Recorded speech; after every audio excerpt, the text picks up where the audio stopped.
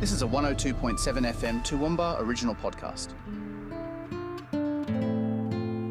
Welcome everybody to my podcast, Big Little Small Talk. I'm Megan O'Hara-Sullivan and I love to talk, but I also love to listen. If you're new here, welcome. Thanks for joining me today. I hope you enjoy the episode. Welcome to Big Little Small Talk. My name's Megan O'Hara-Sullivan and we're with the Parkinson's Disease Awareness Group, or the Toowoomba Parkinsons Support Group, who like us to come every year, and Carol and Joe Chalmers always get in touch with me, and it's really nice to catch up after 12 months and see what's been happening. What's been happening in your world in the last 12 months, Carol? Hi, Megan. Well, there's been quite a lot. I mean, with Joe, there is obvious advancement with Parkinson's disease. We've got more rails in the house, and we've got other things that Joe might need to make sure that he's safe in the house.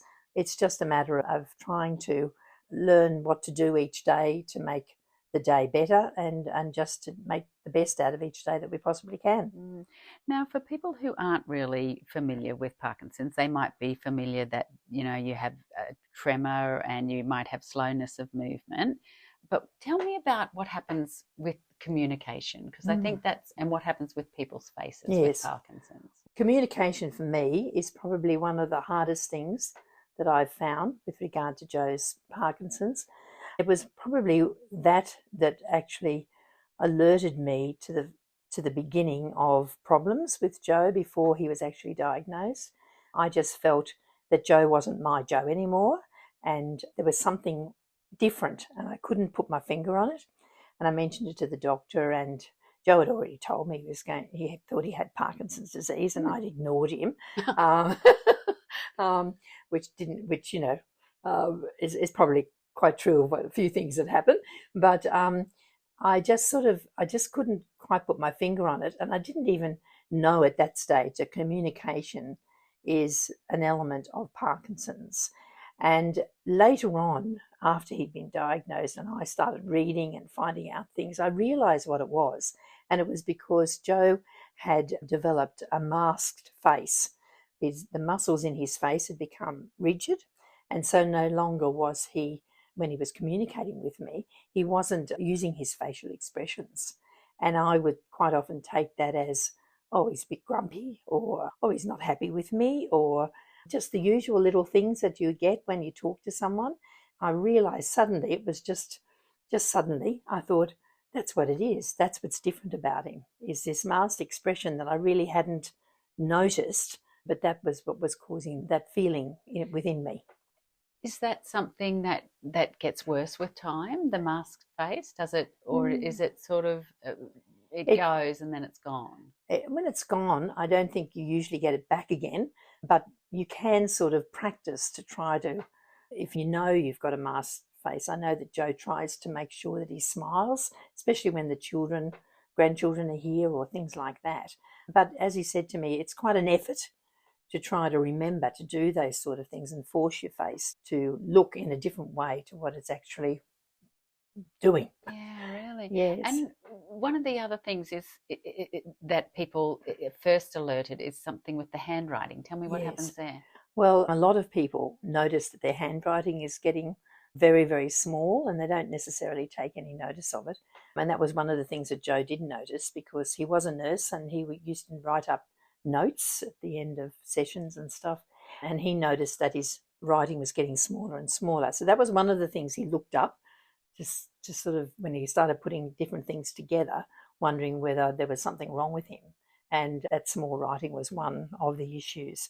So people, that's another way of communication that is lost to people with Parkinson's, is that their writing becomes totally illegible in the end.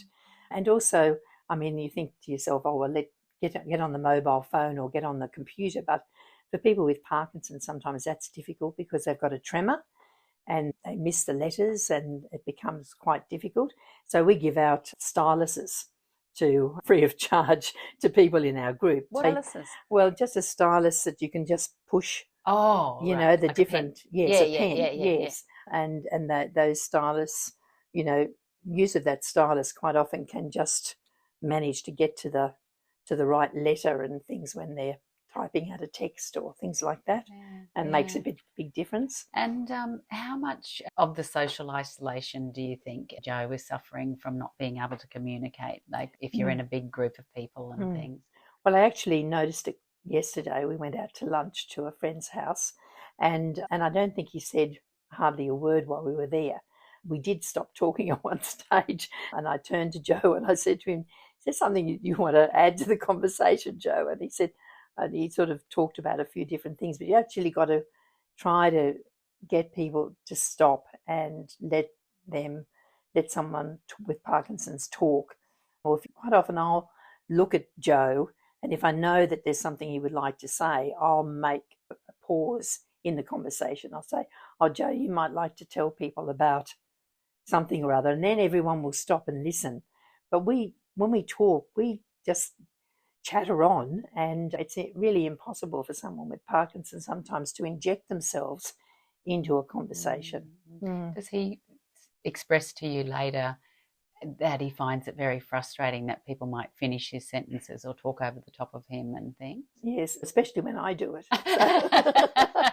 It does get frustrating for him, but he's a very calm sort of person. But I can imagine for some people it really can be quite annoying for them that has to happen. You go to doctors, and some doctors are really great and they talk to Joe and they talk to me.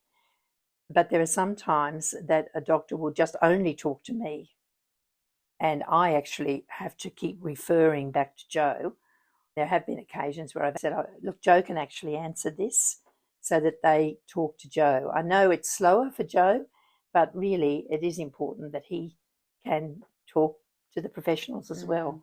So disrespectful, isn't it? Well, I think people don't think, and they don't have a lot of time, and so it's just that sort of, I experienced it with my mum being very old. When, I noticed when I was with my mum, people would talk to me, and it's the same with Joe. Yeah. Tell me about people's touch with Parkinson's, about it being heavy. I just found this such a poignant story. Yes, it can be heavy and clumsy, and I think that when there are little babies involved, like a grandchild or something like that, I think people with Parkinson's are very careful and concerned that they may, sort of not hold the baby well.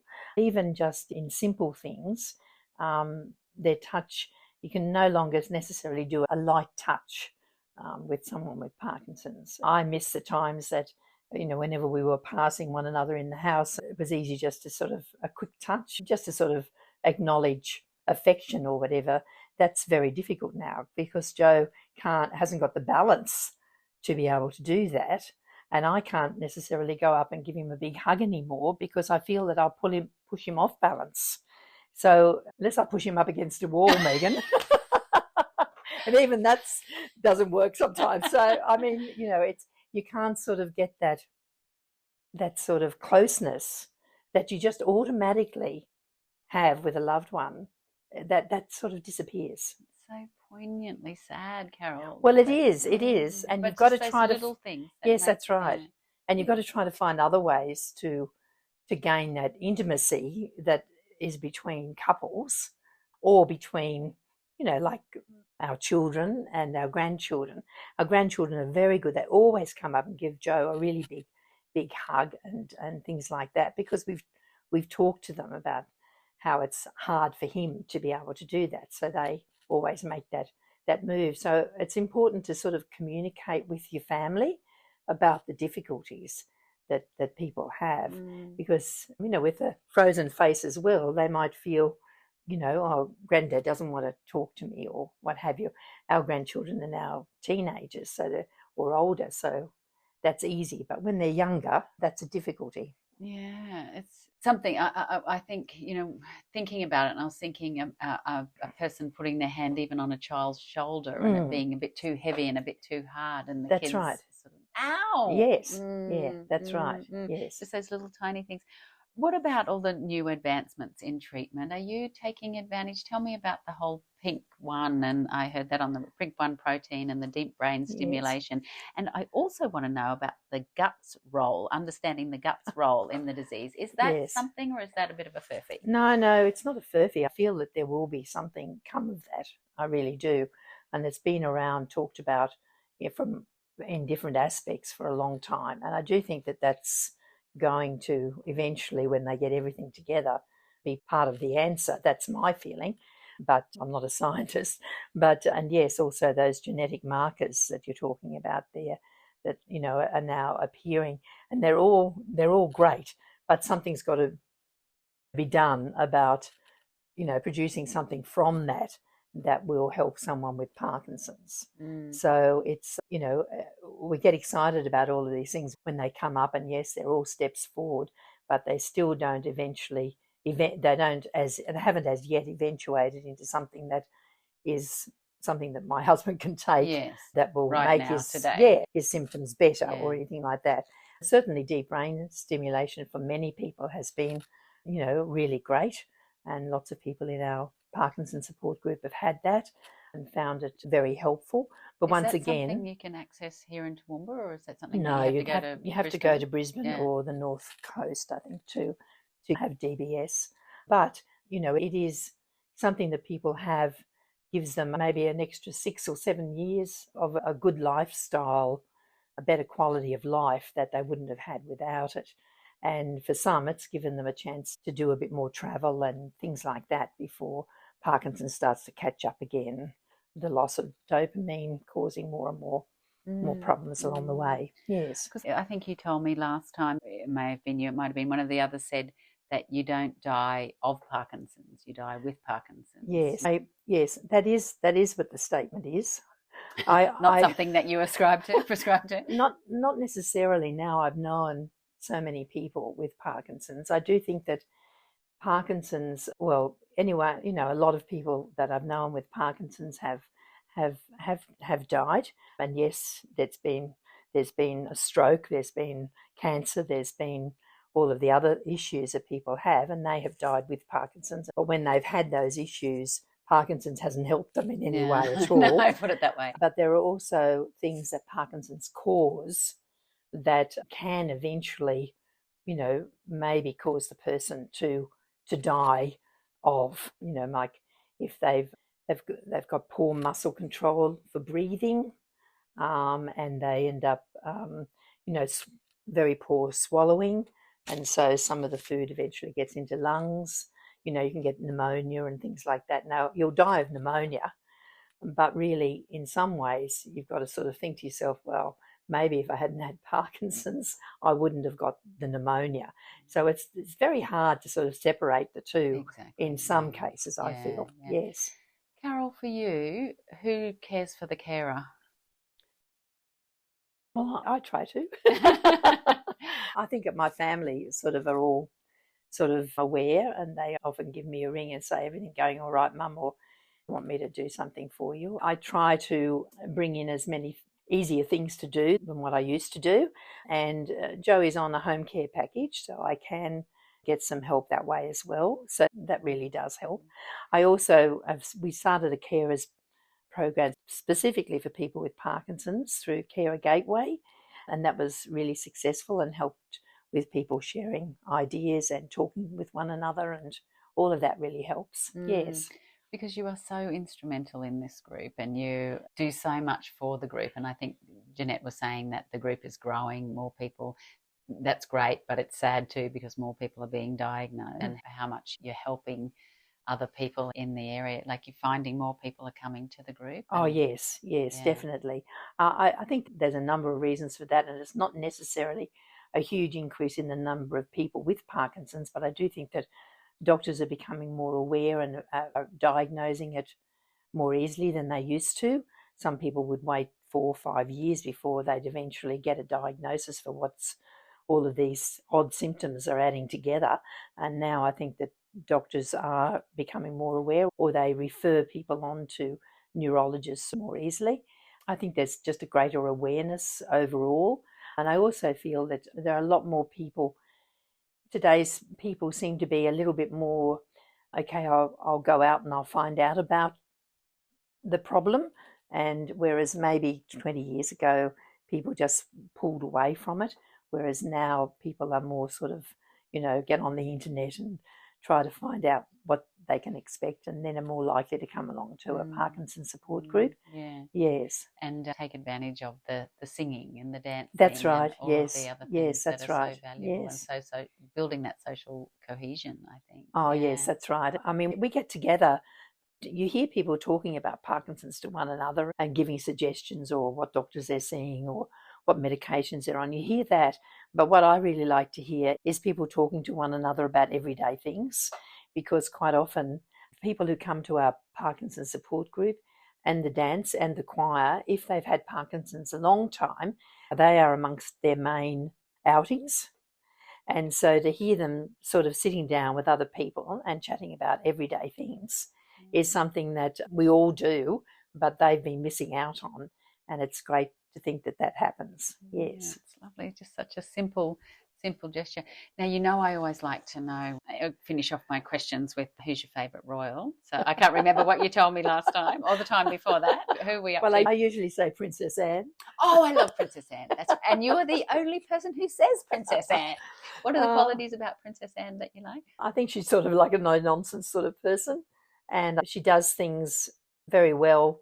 She doesn't seek some sort of media coverage with what she's doing. She seems to enjoy working with children and a whole lot of things, but she's fairly quiet about it. She's about my age, so she's retiring too. So that's a sensible thing to do. And what about the song that can't keep you off the dance floor? Oh, well, it'd have to be something of probably the Queen at the moment. I love We Will Rock You and stuff like that. So, yeah, I really love that. Well done. I like the sound of that too. Thanks for catching up with us and hearing where you're up to for the last 12 months. Oh, thanks very much for coming along, Megan. You're on Big Little Small Talk. My name's Megan O'Hara-Sullivan, and we're with Janette Hopper. And we caught up with Janette and her husband, Trevor, 12 months ago. And I just wanted to find out from you, Janette, what's been happening in the last 12 months for you and Trevor? There's been a lot of changes for him. Probably the biggest issue for him at the moment is the voice. Trevor's voice has changed considerably, and it's been an ongoing thing for him. We were finding that the original speech program they had, the LSVT, it wasn't working for him because the idea of that was to be loud, and he couldn't do that. And when he was having just a session one-on-one with the speech therapist, he couldn't get through that hour because trying to be loud all the time not only exhausted him physically, it also affected his voice, and he found he couldn't articulate at all. So often he only lasted about half an hour with that particular program. What does it stand for, Alice? It is the fellow who bought that program out, and I can't remember exactly now. Mm-hmm. So since that, there's now a new program out called Speak Out, and it's a little bit along the lines of what, when Trevor was having such difficulty, I often would say to him, you need gentle but more consistent and not the loud every now and then, because it just didn't work physically. So the new program Speak Out is much more gentle, and he manages that a whole lot better. So that's been a plus for us. What type of thing is involved for this? Like, what do you do? Well, at the moment, because he goes to Blue Care, he doesn't have one-on-one yet, but I'm in the process of trying to organise that. So they're in a group, and every week they seem to have a topic, and they discuss that topic as they go around the room. And the speech therapist's there to help guide and suggest and things like that. So for him particularly, that works extremely well, which I'm really pleased about. Yeah. And when you say it works for him, are you meaning that there's a less of a decline, or he's able to maintain, or he's improving in his communication, or? All of those things except improving. So the decline in his voice, he can maintain that period of time that they're doing that lesson in the group. We're yet to find out how that will work when he has a one-on-one lesson. So that's going to be interesting, but I feel that that's something he will manage better. The decline is still there, but he is quite good at practicing at home. So all of a sudden I just hear this great yell from the bedroom, or he'll just say to me, I'm going to start practicing, because if he just starts it without warning me, it's a little bit crazy at times. But he's pretty good at practicing, which is good for him.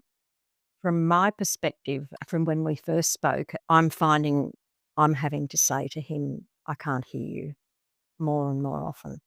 And sometimes he'll repeat himself 3 times, and then I still can't hear him. So I have to go up sort of really close to him to be able to hear. So, Jeanette, just for those not really familiar with what happens to people's voices for people with Parkinson's, just explain what are some of the things that happen to the style and volume of communication and things. Their volume decreases because it affects the muscles in the throat and all that sort of thing. So the volume decreases. Also, the cognitive side of things, I think, comes into it. So it takes him longer to think about something. And it's a bit tough because if you're in a group, by the time he's thought about an answer and then wanting to speak, we've moved on to another conversation. So it's actually interesting when you particularly observe him, he has to almost physically prepare himself to answer those sorts of questions. And it's tough when you're in a group, and particularly if you're in a group where there's a lot of background noise, that really affects it bad. Yeah. Does Trevor have the stammer and as well? No, The stubborn, nothing yeah. And that's just particular people have that, is it? You don't know why, don't know. No, just one of those things with so many of the symptoms of Parkinson's. Some have it, some don't. You're right. And Yeah. some people, their voice is not affected. Yeah. But for him, it's quite an issue. Yeah. Do you feel that there's an element of social isolation? Oh, absolutely. Tell me about that. Absolutely. Well, we recently just went to a restaurant and we knew it was going to be really noisy. So when we booked, we asked, was there a quieter area? And they said no, which is completely understandable. So it's hard because basically he just zones out. And in hindsight, if we go there again, we will actually sit out on the footpath because it was less noisy on the footpath than it was in the restaurant. I watched a video that Carol had recommended about communication style, and the fellow said, what you need to do with people with Parkinson's is to ask them how they want to be communicated with. Do you think that that's something that Trevor would be able to say? I think so. That wouldn't work for everybody, but for him, that could help because I do feel that if you're out socially and if you want to put your own order in at a restaurant, for example, as soon as the waiters can't hear you, I often jump in and speak for him because I know how difficult it is for him. And he probably feels a little bit uncomfortable about that. So I guess, that might work. It's not anything that we've ever talked about in that respect. And the same guy was saying it's so frustrating because, as you say, like people will finish your sentences or they'll presume that they know what you'll cut you off and speak over the top of you. Have you noticed, say, with your family, particularly, say, grandchildren, or do they have trouble waiting or have they grown with Trevor's? Well, we've only got one grandchild and she's 15.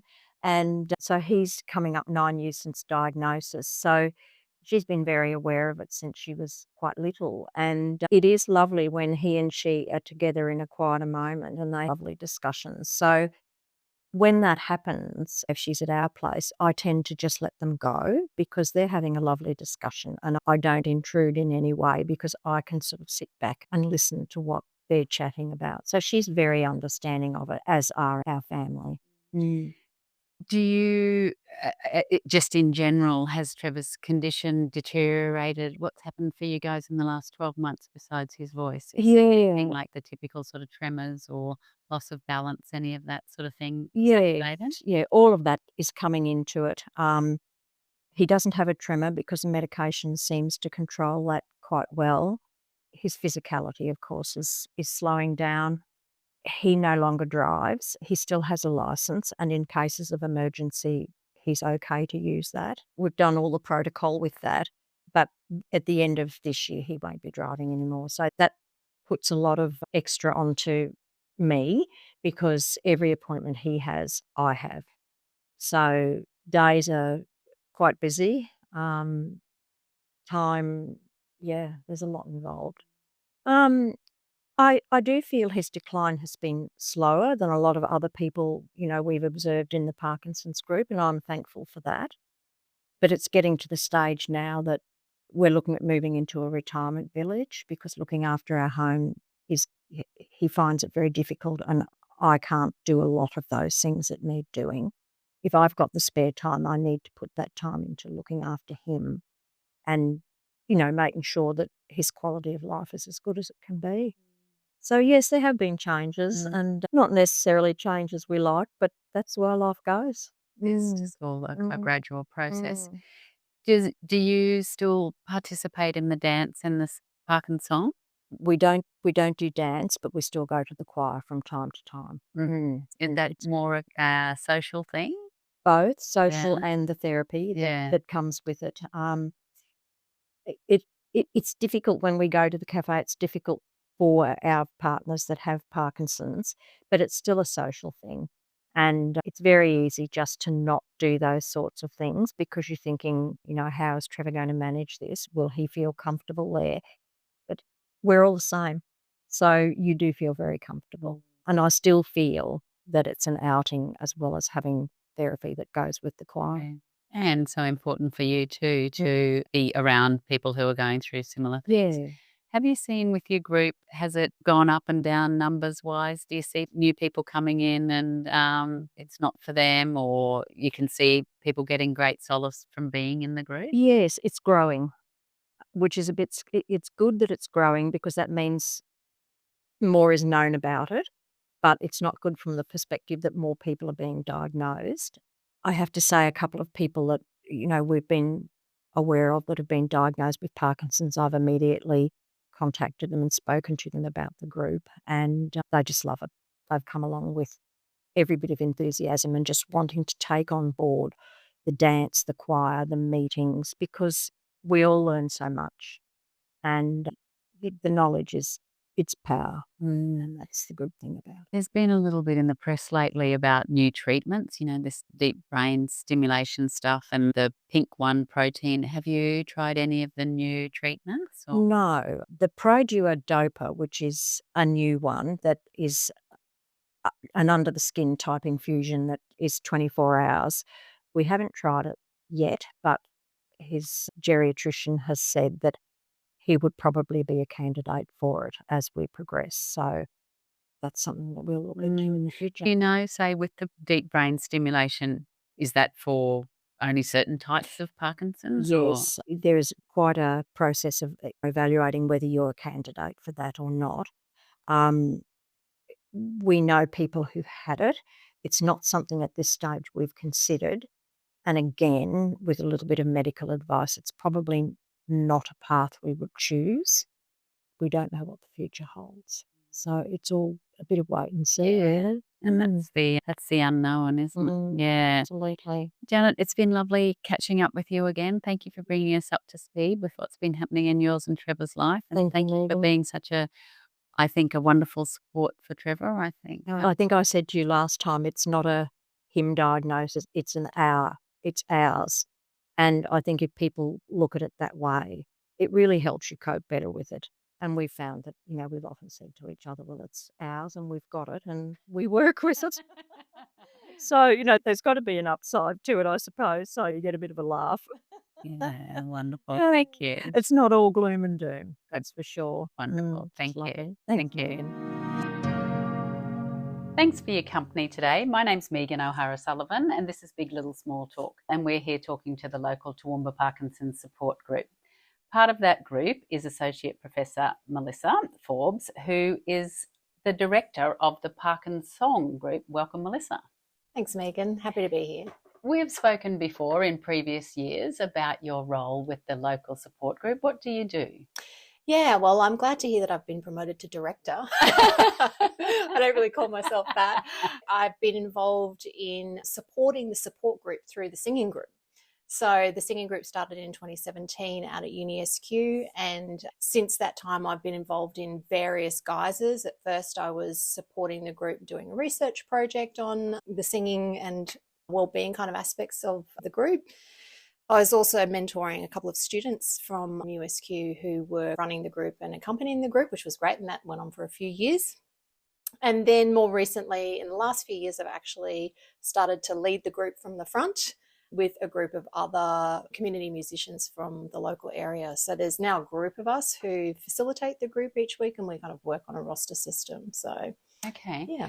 And why is it important, the singing? Tell me about what happens for people with Parkinson's disease, and why is singing an important part of, is it therapy? Is it group work? Is it collaboration? What sort of thing is it? Yeah, so if you walked into our singing session, it would look like most other kind of choirs in a way, because we have our singing leaders out the front, and we'll be, kind of directing the group to do certain activities. So it's very much a group where people are, I guess, led through a series of exercises and singing of repertoire, all designed to have certain effects.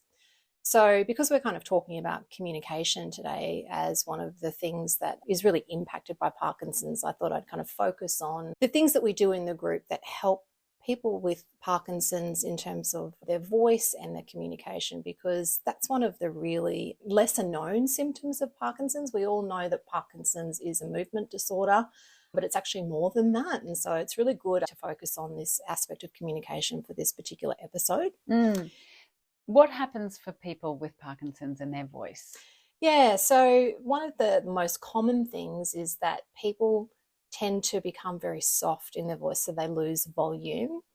And so we actively get people in the group singing at probably what is at quite an artificially loud volume. And so often when we're warming up we'll start quite gently, but we will then kind of move towards using what we call very strong dynamics in musical terms. So singing quite loudly, or even kind of doing semi-yelling exercises, like yelling out coo-wee and things like that.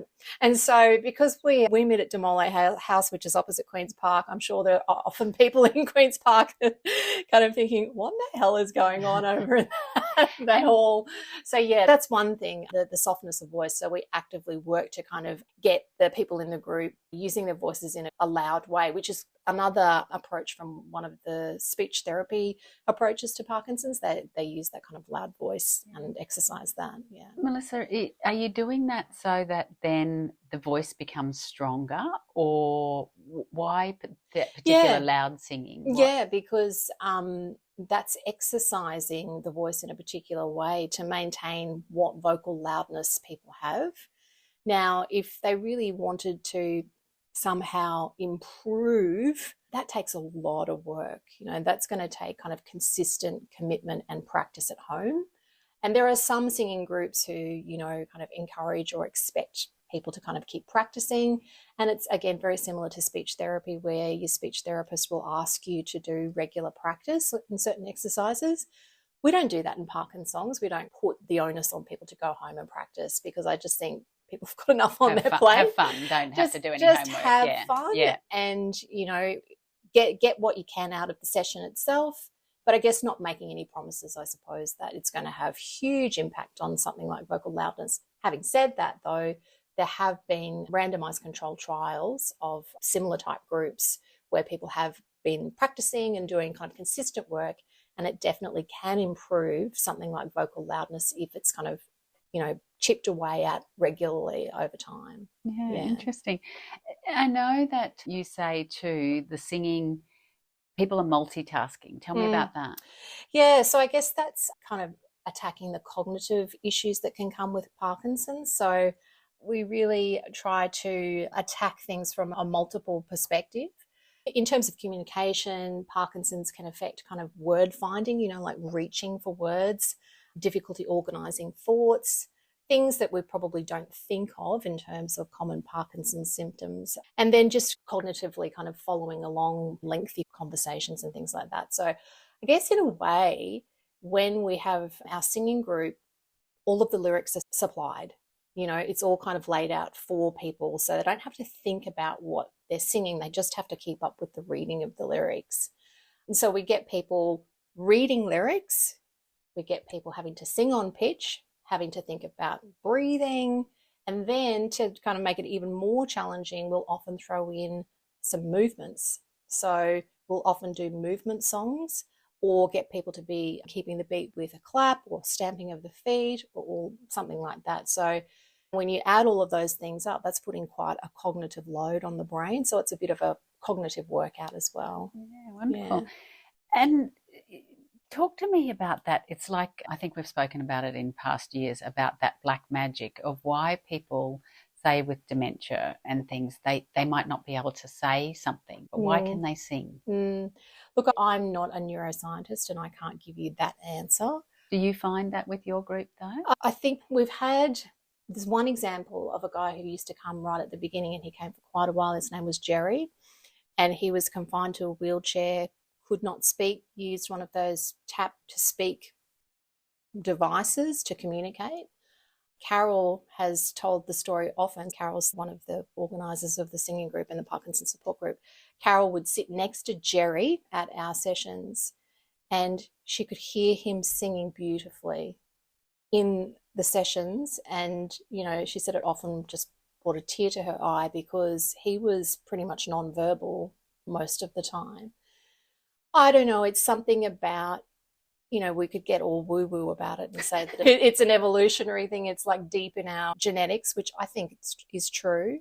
But also just the kind of joined up nature of music and rhythm and how it's very smooth, and this idea of legato. I know people who have stammering or stutters find that if they join their words like this, they can kind of communicate better. And that's what singing is, you know, like when you sing a phrase, every word, every thought, it's all joined. We call that legato. So I think that, you know, from a musical perspective might be why some people can maintain like a sung sound rather than a spoken sound. So interesting. And I'd do anything to hear you sing like that a lot of the time. Tell me about when I'm going to call you the director, the conductor, or whatever of these groups. And you said that there's a rotation of you now. What is it like? Because typically they talk about Parkinson's not having people with Parkinson's not having facial expressions. Do you, as the leader of that group, are you used to feeding off the expressions from your constituents, for want of a better word? They're not constituents, they're patients. Yeah, that's something that you have to get used to as a leader. Normally, if you're leading a regular choir, you would expect people in the group to be quite animated in their faces, particularly if they're performing, you know. You want to convey, obviously, the story and the emotion of the song through sounds and through your facial expressions.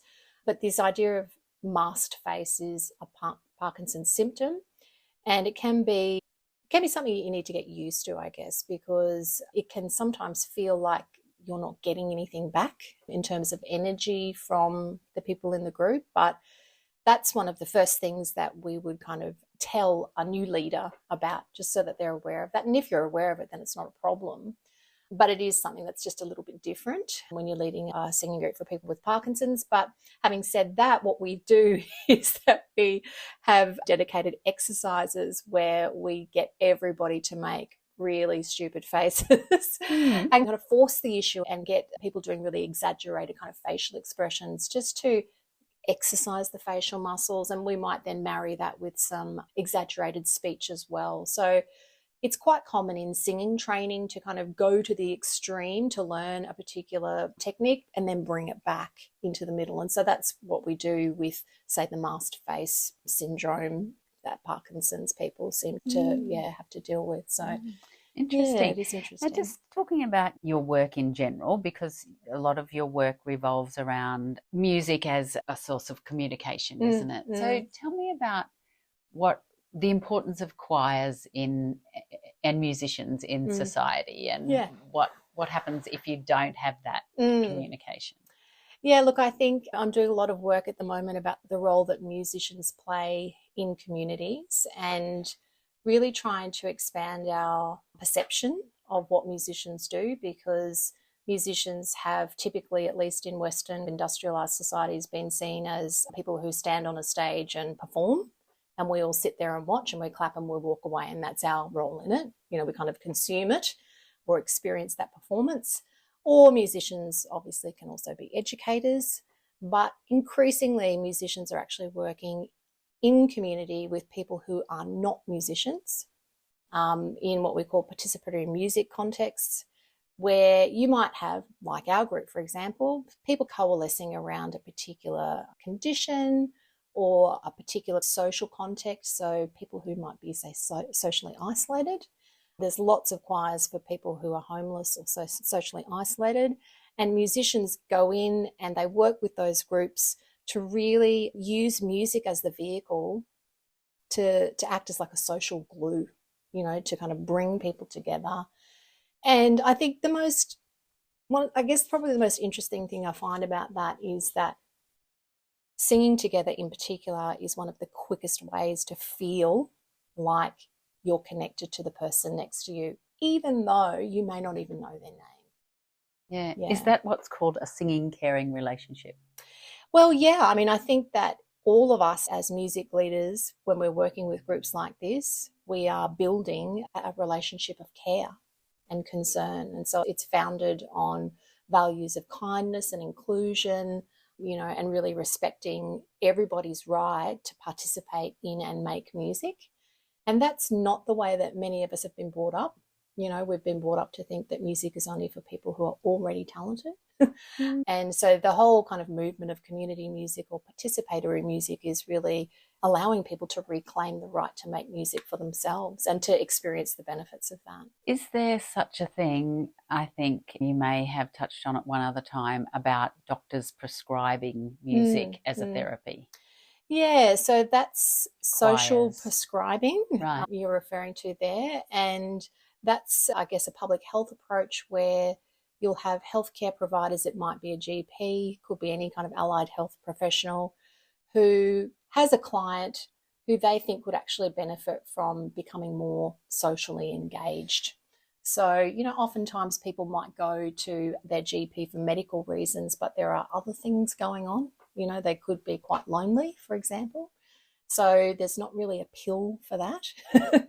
So in those cases, a social prescription for that person would be, first of all, to find out what you're interested in. So, you know, it might be gardening, or you might have done yoga once upon a time, or you might have dabbled a bit with visual art or music or whatever.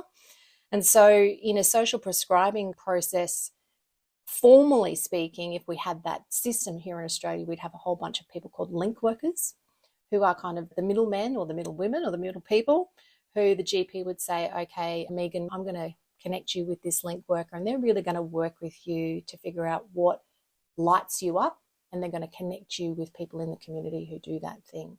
So that's kind of the social prescribing model. We don't really have it formally here in Australia. It's actually embedded into the National Health Service in the UK, but there are certainly moves to have more social prescribing here within our health system in Australia, which would be amazing. Yeah, incredible. That is really sort of groundbreaking and much more holistic care, isn't it? We haven't caught up with you for a year, so just in this next couple of minutes that we have left together, tell me about what's happening in your world. I think you've been dabbling into the podcast world yourself, Melissa. Well, you know, when I spoke to you last time, I thought, this whole podcasting thing looks really fun. It looks really easy. It looks so easy. Well, you make it look easy, Megan. So I thought, I could start a podcast. Anyway, so that was my impetus to dive into the world of podcasting, and I sought some funding from the Churchill Trust to do that, and I was successful, which was amazing. So they gave me some money to get some branding and a bit of equipment and some subscriptions and things like that. And so I've just launched that podcast about a month ago called Leading Notes, and it's all about profiling these amazing music leaders who are working in the community to build people's social health. So that's been really exciting. And I'm also writing a book about the exact same topic, and hopefully that will be out, I don't know, maybe by the end of the year, but it's just about to go to the publisher. So a few cool things on the boil. Amazing. That is terrific. That leading notes, I've listened to your first episode. It's just beautiful. You interview your friend who is, choir master. I'm searching around for the right term. I think she calls herself a musician. So we're talking about Emma Dean. Check her out. She's amazing.